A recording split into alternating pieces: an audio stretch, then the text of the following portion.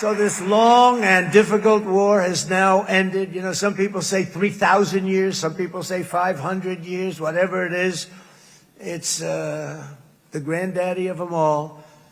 And in an unprecedented achievement, virtually the entire region has endorsed the plan that Gaza will be immediately demilitarized, that Hamas will be disarmed, and Israel's security will no longer be threatened in any way, shape, or form.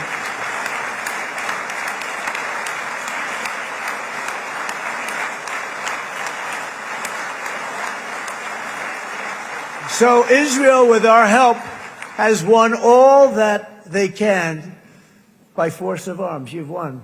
I mean, you've won. Now it's time to translate these victories against terrorists on the battlefield into the ultimate prize of peace and prosperity for the entire Middle East. It's about time you were able to enjoy the fruits of your labor. Mr. Opposition Leader. I said he's a very nice opposition leader. I think. No, he's a nice man. Bibi, he's a nice man. Good. He knows what he's doing, right? No, a very nice guy. Well, see, now you can be a little bit nicer, Bibi, because you're not at war anymore, Bibi.